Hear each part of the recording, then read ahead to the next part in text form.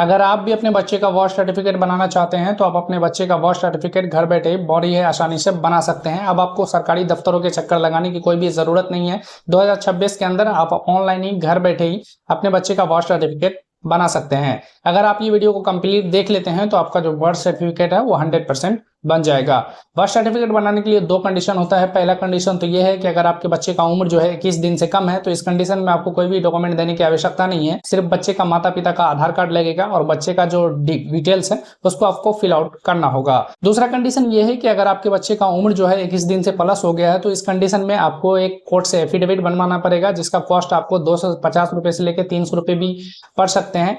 आपको कोर्ट में जाना है और उसे कहना है कि मुझे एफिडेविट बनवाना है जन्म प्रमाण पत्र के लिए, वो बड़ी आसानी से बना देंगे। उसके बाद जो प्रोसेस है आप बहुत ही इजीली फॉलो करके अपना बर्थ सर्टिफिकेट को बना सकते हैं। तो आज की इस वीडियो में मैं आपको पूरा step by step complete process बताऊंगा कि आप बर्थ सर्टिफिकेट 2026 के अंदर कैसे बना सकते हैं। तो चलिए वीडियो को शुरू करते हैं। वीडियो शुरू करने से पहले मैं आप सबसे छोटा सा रिक्वेस्ट करूंगा कि अगर आप हमारे चैनल पर नए हैं तो चैनल को सब्सक्राइब करके बेल आइकन ऑन कर लीजिए, इससे आने वाले सभी इन्फॉर्मेटिव वीडियोस के नोटिफिकेशन सबसे पहले आप तक पहुंचे। जन्म प्रमाण पत्र को बनाने के लिए आपको इस पोर्टल पे आना होगा। इसका लिंक हमने वीडियो के डिस्क्रिप्शन बॉक्स में डाल दिया है। जब उस लिंक पे क्लिक करेंगे तो आपके सामने में जो ये वेबसाइट है वो आ जाएगा। जब इस वेबसाइट पे आएंगे ना तो आपके सामने में कुछ इस प्रकार का इंटरफेस देखने के लिए मिलेगा। यहाँ पे एक ऑप्शन दिखेगा आपको ऊपर में एरो का निशान वाला, सिंपली इस पे क्लिक करेंगे।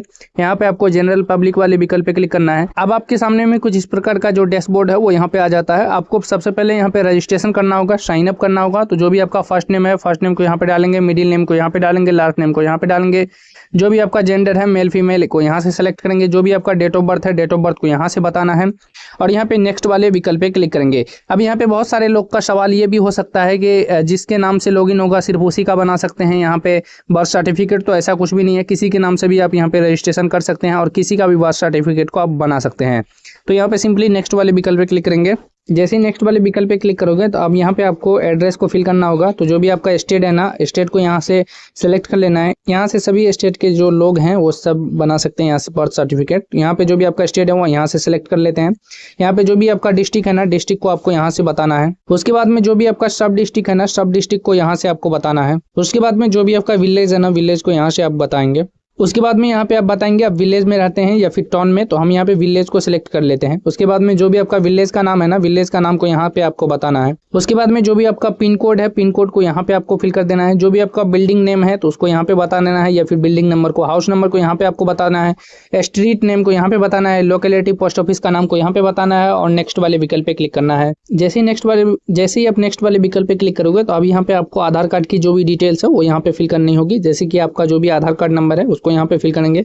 जो भी आपका नेशनलिटी है उसको यहाँ पे बताएंगे, आप इंडियन को यहाँ से सिलेक्ट करेंगे, टर्म एंड कंडीशन को एक्सेप्ट करेंगे, नेक्स्ट वाले विकल्प पे क्लिक करेंगे। यहाँ पे आपको एक मोबाइल नंबर को फिल कर देना है। मोबाइल नंबर फिल करने के बाद में आपको सेंड ओटीपी वाले ऑप्शन पे क्लिक करना है। आपके मोबाइल नंबर पे एक ओटीपी प्राप्त होगा, उस ओटीपी को यहाँ पे फिल करना है, लॉगिन वाले विकल्प पे क्लिक करना है। इतना करते ही आप देखोगे कि आप सक्सेसफुली लॉगिन हो गए हैं। आपके सामने में जो पूरा डैशबोर्ड है वो यहाँ पे आ जाता है। अब यहाँ से आप जन्म प्रमाण पत्र और मृत्यु प्रमाण पत्र के लिए ऑनलाइन अप्लाई कर सकते हैं और उसे यहाँ से बना सकते हैं और डाउनलोड भी यहीं से कर सकते हैं।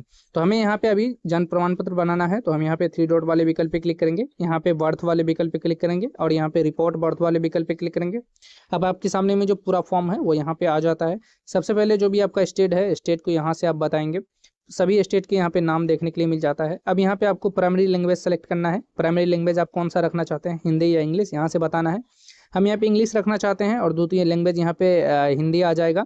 उसके बाद में जो भी आपकी रिपोर्ट की जो डेट रहेगी वो यहाँ पे आ जाएगी जिस दिन आप अप्लाई कर रहे हैं। उसके बाद में यहाँ पे चाइल्ड की जो इन्फॉर्मेशन है वो यहाँ पे फिल करनी होगी। यहाँ आप 0 से लेके 60 वर्ष के लोगों तक का यहाँ से आप जन्म प्रमाण पत्र आसानी से बना सकते हैं। शर्त यही है कि अगर आपका बच्चा 0 से 21 दिन के अंदर का है तो उस केस में आपको कोई भी एफिडेविट लगाने की आवश्यकता नहीं होती। लेकिन अगर आपका बच्चा का 21 दिन से ज़्यादा उम्र हो गया है तो उस कंडीशन में आपको एफिडेविट एसडीएम कोड से बना के यहाँ पे अपलोड करना होगा। इसी तरीके को आप फॉलो करके किसी भी व्यक्ति का आप यहाँ से जन्म प्रमाण पत्र बना सकते हैं। बस यही है कि उसमें आपको एफिडेविट आपको लगाना होगा एसडीएम कोड से। उसके बाद में आपको सिंपली नीचे स्क्रॉल करना है। यहाँ पे चाइल्ड की जो इन्फॉर्मेशन है वो आपको फिल करनी होगी। तो जो भी बच्चे का डेट ऑफ बर्थ है, डेट ऑफ बर्थ को यहाँ पे बताएंगे। सबसे पहले आपको ईयर बताना है, किस वर्ष में जन्म हुआ। उसके बाद में यहाँ पे मंथ को आपको सिलेक्ट करना है। उसके बाद में आप यहाँ से डेट बताएंगे तो आपका जो डेट ऑफ बर्थ है वो यहाँ पे आ जाएगा। उसके बाद में आपको डेट ऑफ बर्थ को कंफर्म करना है तो यहाँ पे कैलेंडर वाले विकल्प पे क्लिक करना है। फिर से आपको यहाँ पे ईयर को सिलेक्ट करना है और यहाँ पे मंथ को बताना है, यहाँ से आपको डेट को बताना है। तो आपका जो डेट ऑफ बर्थ है वो यहाँ पे आ जाएगा। उसके बाद में यहाँ पे आप टाइम ऑफ बर्थ बताएंगे कि बच्चे का जिस समय जन्म हुआ उस समय कितना टाइम और कितना सेकंड हो रहा था, उसको यहाँ से बताएंगे। यहाँ पे घड़ी मिल जाती है, यहाँ पे आपको बताना है, और यहाँ से AM और यहाँ पे PM को आप सेलेक्ट कर सकते हैं। उसके बाद में ओके वाले विकल्प पे क्लिक करेंगे तो यहाँ पे आ जाएगा। उसके बाद में यहाँ पे आप लिंग बताएंगे, जिसका भी आप जन्म प्रमाण पत्र बना रहे हैं वो महिला है या फिर पुरुष, यहाँ से आपको सेलेक्ट करना है। अगर बच्चे के पास आधार कार्ड है तो यहाँ पे आधार वाले विकल्प पे क्लिक करेंगे और यहाँ पे आधार को सेलेक्ट करेंगे, आधार कार्ड का नंबर डालेंगे। लेकिन अगर आधार कार्ड नहीं है तो इसको आपको सेलेक्ट नहीं करना है, ये इसको छोड़ देना है। उसके बाद में आपको नीचे स्क्रॉल करना है। यहाँ पे यदि आपने बच्चा का कोई नाम रखा हुआ है तो यहाँ पे आप नाम डालेंगे, यहाँ पे फर्स्ट नेम को डालेंगे, हिंदी में ऑटोमेटिक यहाँ पे कन्वर्ट हो जाएगा। अगर कुछ भी मिस्टेक रहेगा तो आप गूगल इन्फो टूल के मदद से आप इसे सही कर सकते हैं हिंदी में।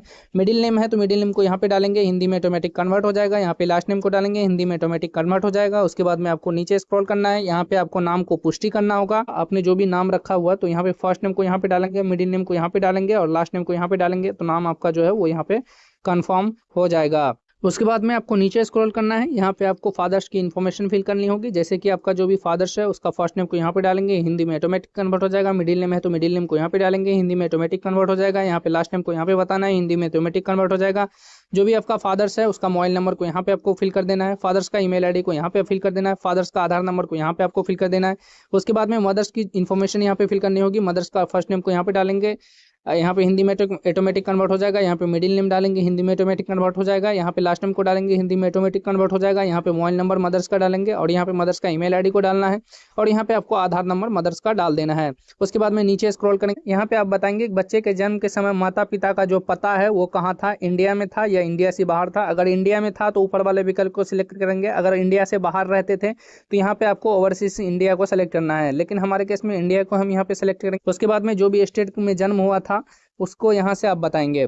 उसके बाद में यहाँ से आपको जिला बताना है। जिला सेलेक्ट करने के बाद में आपको यहाँ से सब डिस्ट्रिक्ट को बताना है। उसके बाद में आपको यहाँ पे सेलेक्ट करना है कि आप शहर में रहते हैं कि आप ग्राम पंचायत में रहते हैं, तो यहाँ पे आपको बताना है। उसके बाद में आपका जो भी विलेज है, विलेज का नाम को यहाँ पे आप बताएंगे। विलेज का नाम को फिल करने के बाद में जो भी आपका पिन कोड है, पिन कोड को यहाँ पे आपको फिल कर देना है। जो भी आपका बिल्डिंग नंबर है उसको यहाँ पे बताएंगे, हिंदी में ऑटोमेटिक कन्वर्ट हो जाएगा। जो भी आपका हाउस नंबर है उसको यहाँ पे बताएंगे। उसके बाद में जो भी स्ट्रीट नेम को यहाँ पे बताना है, यहाँ पे हिंदी में ऑटोमेटिक कन्वर्ट हो जाएगा। लोकेलिटी पोस्ट ऑफिस का नाम को यहाँ पे बताना है, हिंदी में ऑटोमेटिक कन्वर्ट हो जाएगा। अगर आपको एड्रेस फिल करने में कोई भी तरह की दिक्कत हो रही है तो आप आधार कार्ड को देख करके सेम फिल यहाँ पे कर सकते हैं। उसके बाद में नीचे स्क्रॉल करेंगे, यहाँ पे पूछा जा रहा है कि परमानेंट एड्रेस ऑफ पेरेंट्स, यानी कि माता पिता का जो अस्थायी पता है, क्या माता पिता का अस्थायी पता वही है जो बच्चे के जन्म के समय था। यानी जो भी आपने डिटेल्स अभी फिल की है एड्रेस, क्या वही एड्रेस था जिस समय बच्चे का जन्म हुआ माता पिता का, तो आपको यस करना है। अगर वो एड्रेस नहीं था तो आपको नो करना है और यहाँ पे आपको एड्रेस को फिल करना है। हमारे केस में एड्रेस सेम था तो हम यहाँ पे यस वाले विकल्प पे क्लिक करेंगे।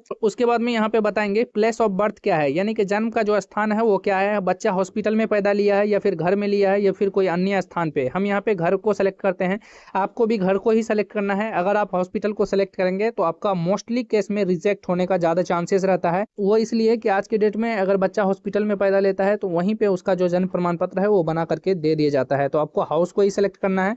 उसके बाद में आपको नीचे स्क्रॉल करना है। उसके बाद में यहाँ पे नीचे स्क्रॉल करेंगे, यहाँ पे पूछेगा आपसे क्या जन्म का स्थान तथा बच्चे के जन्म के समय माता पिता का पता समान है, तो यहाँ पे आपको क्लिक करना है। तो यहाँ पे जो भी आपकी पूरी इन्फॉर्मेशन है वो यहाँ पे आ जाती है। अगर आप इसको अनचेक करेंगे तो आपको यहाँ पे पूरी इन्फॉर्मेशन फिल करना होगा। अब यहाँ पे आपको रजिस्ट्रेशन यूनिट को सिलेक्ट करना होगा, तो सिलेक्ट रजिस्ट्रेशन यूनिट वाले विकल्प पे क्लिक करेंगे। अब ये रजिस्ट्रेशन यूनिट क्या होता है, रजिस्ट्रेशन यूनिट उसे कहते हैं जहाँ से आपका जो बर्थ सर्टिफिकेट है वो जारी किया जाएगा। जहाँ पे यानी कि आप जब फॉर्म फिल करेंगे तो उसके पास ये फॉर्म जाएगा, वहीं से वो अप्रूव करेगा, उसी को कहा जाता है रजिस्ट्रेशन यूनिट।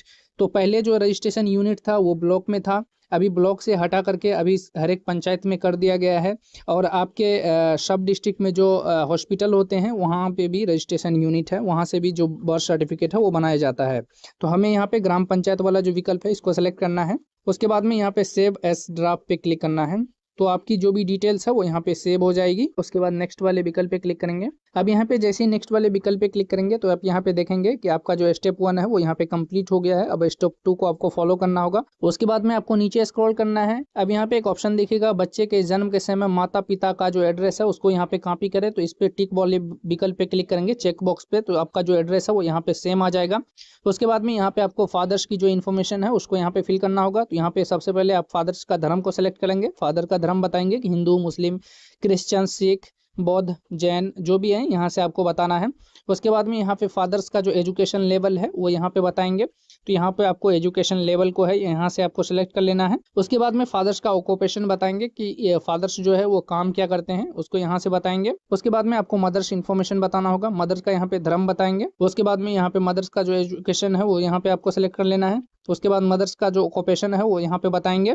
उसके बाद में आपको नीचे स्क्रॉल करना है, यहाँ पे आपको अदर्स इन्फॉर्मेशन को फिल करना होगा। तो यहाँ पे पूछा जा रहा है विवाह के समय माता की आयु कितनी थी, वो वर्षों में बताएं। यदि माता का एक से अधिक विवाह हुआ है तो पहले विवाह का उम्र बताएंगे। तो यहाँ पे आप माता का आयु बताएंगे। उसके बाद में आप यहाँ पे बताएंगे इस संतान के समय माता की जो आयु है वो कितनी है, यानी कि जब ये बच्चा पैदा हुआ उस समय माता की जो आयु है वो यहाँ पे बताएंगे। उसके बाद में यहाँ पे बताएंगे माता की इस संतान को मिलाकर पैदा हुए जीवित बच्चे की संख्या कितनी है, तो यहाँ पे आपको वो बताना है। उसके बाद में यहाँ पे आपसे पूछा जाएगा प्रभास के समय परिचारिका का प्रकार क्या था। तो यहाँ पे आप बताएंगे कि यानी कि किसके माध्यम से डिलीवरी करवाया गया था, नर्स के माध्यम से डिलीवरी करवाया गया था या फिर डॉक्टर के माध्यम से। तो यहाँ पे आप बताएंगे। हमारे केस में हम यहाँ पे अगर अन्य के माध्यम से करवाया गया था तो यहाँ पे रिश्तेदार अन्य को सेलेक्ट कर लेना है। उसके बाद में मेथड ऑफ डिलीवरी बताएंगे। तो इसमें आपको स्वाभाविक को सेलेक्ट कर लेना है, नॉर्मल को। उसके बाद में नीचे स्क्रॉल करेंगे। उसके बाद में यहाँ पे जो बच्चे का वजन है वो यहाँ पे आपको बताना है। उसके बाद में यहाँ पे गर्भावस्था की अवधि सप्ताह में बताएंगे, प्रेगनेंसी सप्ताह में यहाँ पे आपको बताना है कि कितने सप्ताह में जो बच्चा है वो पैदा लिया है। उसके बाद में आपको नीचे स्क्रॉल करना है, यहाँ पे आपको सपोर्टिंग डॉक्यूमेंट को अपलोड करना होगा जो कि यहाँ पे जेपीजी या फिर पीएनजी या फिर पीडीएफ फॉर्मेट में होना चाहिए और 8 MB से कम होना चाहिए। और आपका जो डॉक्यूमेंट है वो एड्रेस प्रूफ होना चाहिए, एड्रेस प्रूफ। तो यहाँ पे डॉक्यूमेंट टैब वाले विकल्प पे क्लिक करेंगे। यहाँ पे बहुत सारे विकल्प दिए गए हैं जैसे water bill, gas bill, telephone bill, government का कोई ID कार्ड है वो यहाँ पे दे सकते हैं, सेंट्रल गवर्नमेंट या स्टेट गवर्नमेंट का कोई ID कार्ड वो यहाँ पे दे सकते हैं, वोटर कार्ड आप लगा सकते हैं। ये कोई ज़रूरी नहीं है कि ये बच्चे का ही होना चाहिए, आप उनके पिता का भी यहाँ पे आप लगा सकते हैं। और यहाँ पे बैंक पासबुक भी आप लगा सकते हैं। अगर बच्चे का आधार कार्ड है तो वो भी यहाँ पे आप लगा सकते हैं। यहाँ पे मैरिज सर्टिफिकेट का यूज़ कर सकते हैं, फैमिली ID कार्ड का यहाँ पे यूज़ कर सकते हैं, आधार कार्ड का यूज़ कर सकते हैं, ड्राइविंग लाइसेंस, पासपोर्ट, बहुत सारे विकल्प हैं। इस लिस्ट में से कोई भी एक डॉक्यूमेंट आपको लगाना है। हम यहाँ पे आधार कार्ड लगाने वाले हैं तो हम यहाँ पे आधार कार्ड को सिलेक्ट कर लेते हैं और यहाँ पे ब्राउज एंड अपलोड वाले विकल्प पे क्लिक करेंगे। यहाँ पे मीडिया में जाएंगे, जहाँ पे भी आपका डॉक्यूमेंट रखा हुआ है सेलेक्ट करके ओपन करेंगे। जैसे ही सिलेक्ट करके ओपन करेंगे तो यहाँ पे अपलोड हो जाएगा और कुछ इस प्रकार से आपका जो भी डॉक्यूमेंट आपने अपलोड किया है वो यहाँ पे देखने के लिए मिल जाता है और यहाँ पे आपका जो ग्रीन टिक है वो यहाँ पे लग जाएगा। उसके बाद में और भी डॉक्यूमेंट्स को यहाँ पे अपलोड करना होगा। नीचे स्क्रॉल करेंगे, यहाँ पे ऑर्डर आपको अपलोड करना होगा, यानी जो आपको कोर्ट से ऑर्डर बनाना पड़ेगा। ये बात मैंने पहले ही बताया था कि अगर आपका बच्चा 21 दिन से कम उम्र का है तो उस कंडीशन में आपको कोई भी एफिडेविट लगाने की आवश्यकता नहीं है, आपका सिर्फ आधार कार्ड से बन जाएगा। लेकिन यदि आपका बच्चे का उम्र 21 दिन से अधिक हो गया है तो उस कंडीशन में आपको एफिडेविट SDM कोर्ट से आपको बनवा के देना होगा। तो यहाँ पे आपको ब्राउज एंड अपलोड वाले विकल्प पे क्लिक करेंगे और यहाँ पे आपको मीडिया में जाना है। जहाँ पे भी आपका डॉक्यूमेंट रखा हुआ है सेलेक्ट करके ओपन करेंगे। जैसे ही सिलेक्ट करके ओपन करेंगे तो आपका डॉक्यूमेंट यहाँ पे अपलोड हो जाएगा। कुछ इस प्रकार का ऑर्डर जो है यहाँ पे अपलोड हो जाएगा। जैसे ही आप ऑर्डर को अपलोड करेंगे तो यहाँ पे ग्रीन टिक जो है वो यहाँ पे लग जाएगा। उसके बाद में यहाँ पे एक और आपको डॉक्यूमेंट देना पड़ेगा, additional document in support of claim. तो यहाँ पे आपको डॉक्यूमेंट टैब पे क्लिक करना है। इसमें आपके पास अगर CGHS कार्ड है तो वो भी यहाँ पे अपलोड कर सकते हैं, ECGSH कार्ड है तो वो भी यहाँ पे अपलोड कर सकते हैं, पैन कार्ड भी यहाँ पे अपलोड कर सकते हैं और यहाँ पे जो है scan copy of physical reporting form भी आप यहाँ पे अपलोड कर सकते हैं। हम यहाँ पे अपलोड करने वाले हैं यहाँ पे scan of physical reporting form को यहाँ पे अपलोड करेंगे। ब्राउज वाले विकल्प पे क्लिक करना है और यहाँ पे मीडिया में जाना है। जहाँ पे भी आपका फॉर्म रखा हुआ है सिलेक्ट करके ओपन करेंगे। जैसे ही सिलेक्ट करके ओपन करेंगे तो यहाँ पे आप देखेंगे कि हमारा जो फॉर्म है वो यहाँ पे अपलोड हो गया है और यहाँ पे जो है आपका ग्रीन टिक यहाँ पे लग जाएगा। उसके बाद में आपको सेव एज ड्राफ्ट वाले विकल्प पे क्लिक करेंगे, देन नेक्स्ट वाले विकल्प पे क्लिक करना। अब जैसे ही नेक्स्ट वाले विकल्प पे क्लिक करोगे तो आपकी जो भी पूरी इन्फॉर्मेशन है वो यहाँ पे आ जाएगी। जो भी आपने डिटेल्स को फिल किया है सारी इन्फॉर्मेशन यहाँ पे आ जाती है। सिंपली आपको नेक्स्ट वाले विकल्प पे क्लिक करना है।